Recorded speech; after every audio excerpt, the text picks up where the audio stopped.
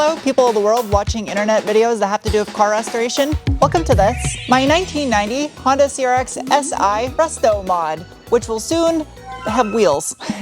It's floating. In the previous video, I was in the process of decontaminating the shell before I begin any work. 第11幕製造中止 In case you're not up to speed or you missed out in past videos, I mentioned I was going to be doing a complete respray, the factory color on this car, Flint Black Metallic.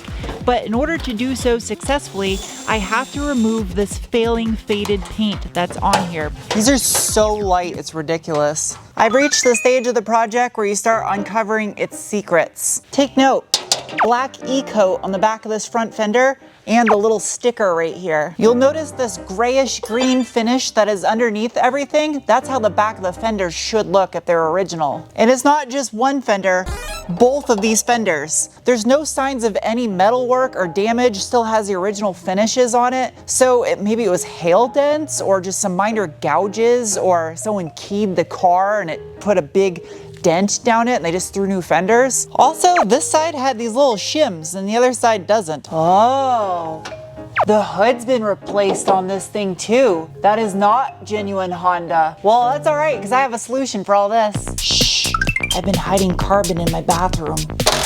At first I thought that was bad news because I'm like, that sucks, I don't have the original panels. But now that just saved me a ton of body work because I don't need to bother re-body working these, they're not original. I do have a fat folder full of receipts from the original owner of this car. I should see what was done to it and why. A loss comes as a win.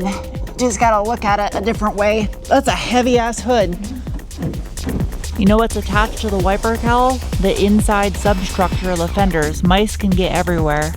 I use a little bit of scuffing solution. This actually works really good. And I don't have to wear a mask or anything because there's no dust. Now the areas on this car that I am stripping down to bare metal are only the areas that have been repainted once before. So areas like you see here that are done in the factory E-coat do not need to be stripped down to bare metal, and arguably I would be making it worse if I did so because this is bonded to the original metal when it was done at the factory, and there is no corrosion anywhere on this car since it spent its entire life in the desert Southwest. Now that is a clean, prepped surface. I am about to go so far down the rabbit hole that I'm gonna come out the other side of the earth. This is a contraption, that's for sure.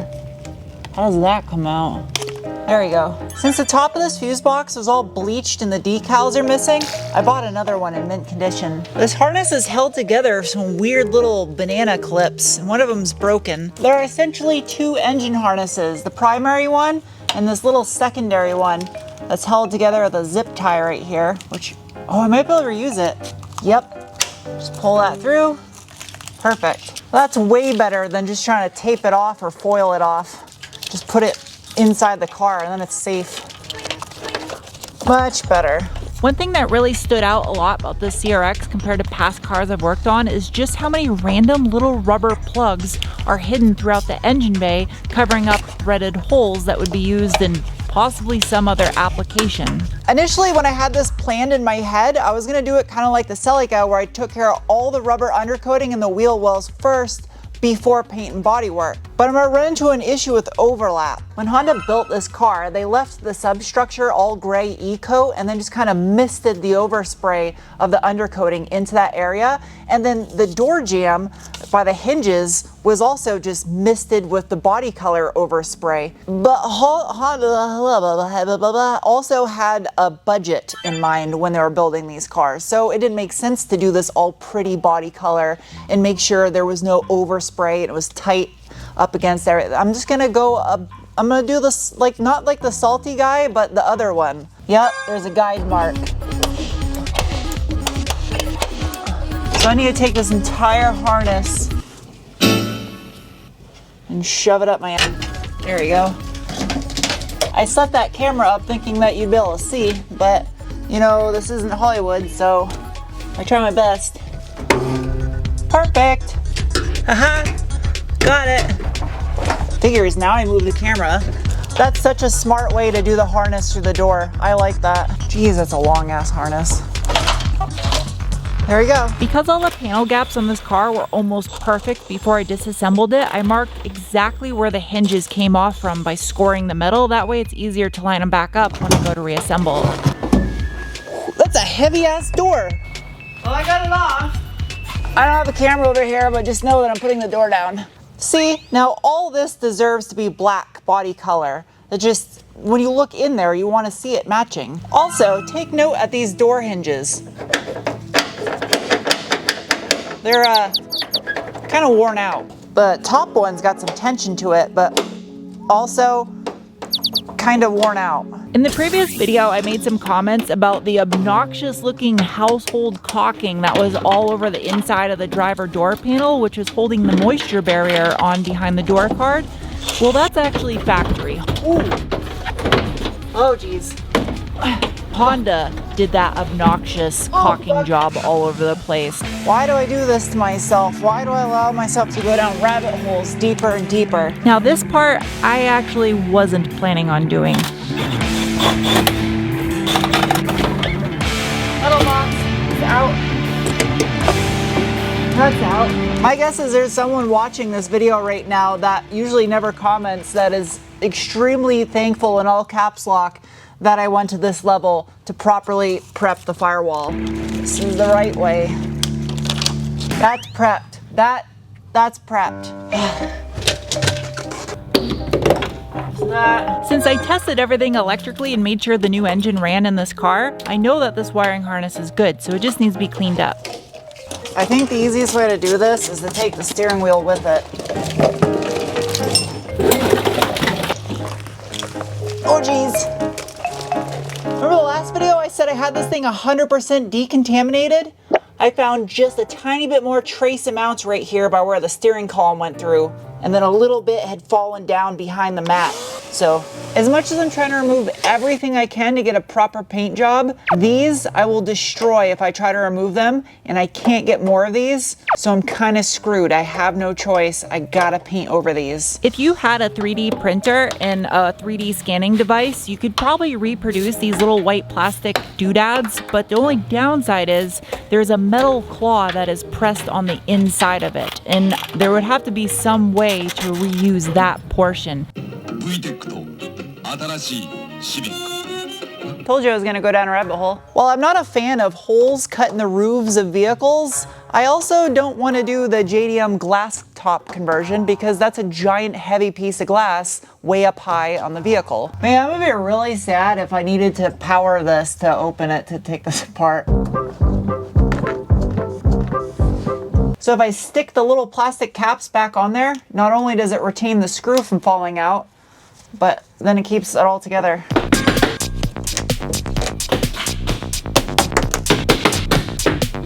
Is that a screw? Does that rotate? Oh. Aha. Oh shit. It's all coming down. There. Oh, it's just like foam. Alright.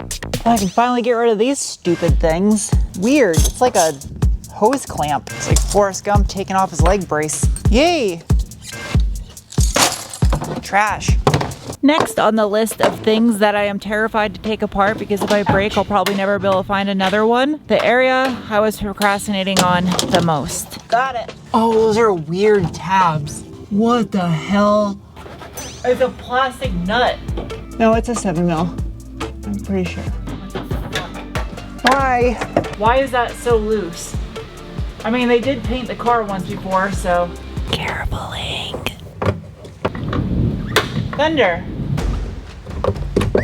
Got it. I don't know what the hell. Oh, it's a plastic screw. Neat. Okay. These have to come off if I'm gonna have a good paint job. There's like glue or something holding it in. That's just really strong adhesive butyl. It's another day. I had a car review to film, so I had to cut it short yesterday. I think that's what holds us in. These things go flying. Oh wow, it didn't. Oh, that lift arm still works. Yep, that's what held it in. Ah, I'm down. Whew. Ooh, that's got some tension to it. Wow, what a dumbass design. This has definitely been off before because you can see it's missing a screw out of this one, and all these little tabs had black butyl on them holding the trim strip on top. I need to soak this little trim clip right here. Oh, fuck. This guy goes to the harness. Ouch. Let's do this without stabbing myself in the face with a screwdriver. There you go. So that's free, and then there's the plug on the back side that goes to it. Should just pull right out. Okay, I think that's the only one that holds it in. Honda really did not design this car to be restored. You can see the edge of the glass is like right here, so I can't even hold the camera and do this. There, harness is out of there. I think I should be able to get this glass out of here now.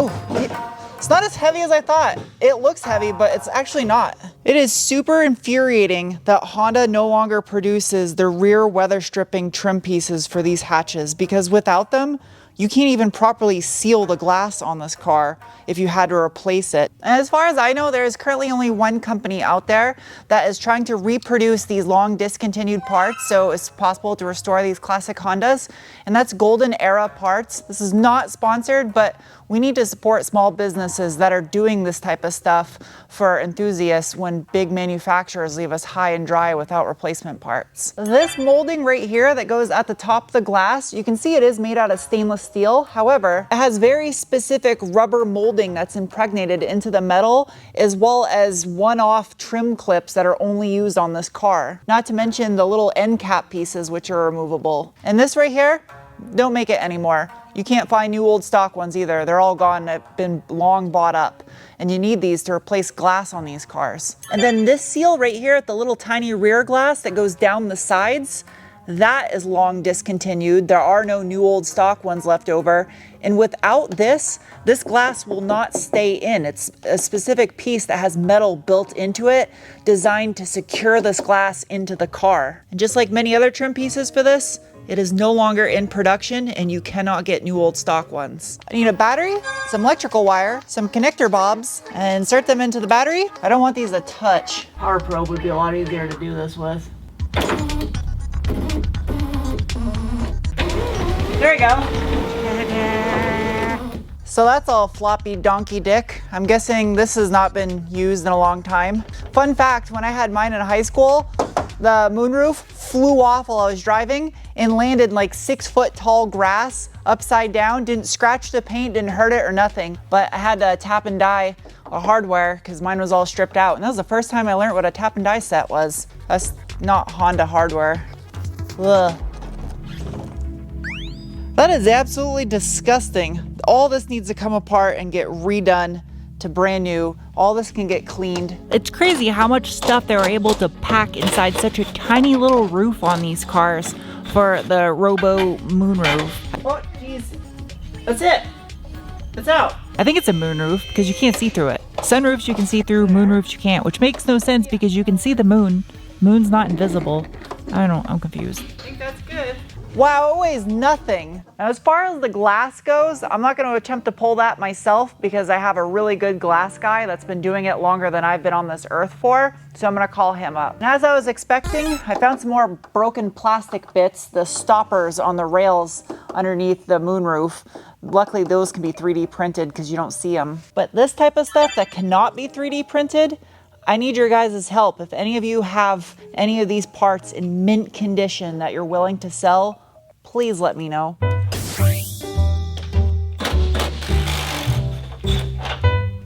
Totally forgot I bought this. This is gonna make my life a million times easier. And if you're restoring a car, I highly recommend you do the same thing. Yeah, a genuine Honda dealer service manual for a 90 CRX. Now, unfortunately, this is supposed to have an additional book for the electrical schematics, but it didn't come with it. Everything works electrically on the car, so here we go. Chassis stuff, rebuilding the roof. That's exactly what I need. Where exactly all the hardware goes, what each hardware looks like, so it's easy to identify the bolt that went where it went. Upper molding. that is what I need and I can't get. There it is. That's how I remove that piece. Man, I love tech data. So apparently this trim piece right here, as well as the rubber molding, is removed as an assembly with the glass.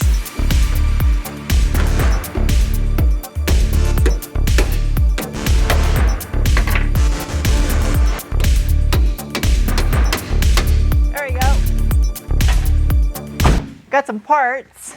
Genuine Honda part. Let me make sure before I start doing stuff. Yeah, it's got the clips on it. Perfect. That right there is the molding, and that, yup, that's what that is right there. That's probably the other side of the car again. Yeah, that's the other side of the car. Right there, factory molding to go up here. The next video I start shooting on this car is going to be the beginning of body work and getting this thing all down to bare metal. And I took a lot of your guys' advice in the last video. I read all the comments and I bought one of those inflatable paint booths. I'm debating though, because I'm only using it for primer and sealer, if I should do the body work in it, because then I can just hose it out and primer and sealer doesn't matter if it gets a little bit of dust in it because I'm sanding it anyway. This one is super destroyed. Oh yeah. These are just dry rotted to hell.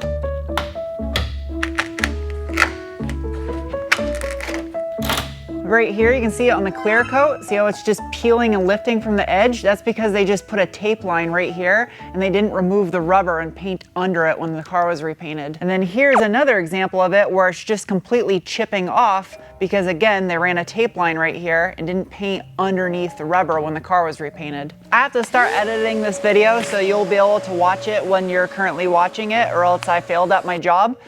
And if you guys appreciate what you see here and you would like to help fund this addiction, especially with these extremely hard to find and expensive little plastic pieces I have to source, you can do so with this. I have a new t-shirt design. The design was inspired by my interdimensional time traveling penguins, which now have just discovered that everything is a simulation apparently, so you can thank them for the idea. I could have very easily just half-assed the paint job on this to make it look good enough on YouTube, but you all want to see it done properly, so that means it's expensive to source all these parts, and I have to fund them myself. The next video you see on this is going to be a slight pause because I have another video planned with some adventure time. So I'll see you guys soon with another video. Bye!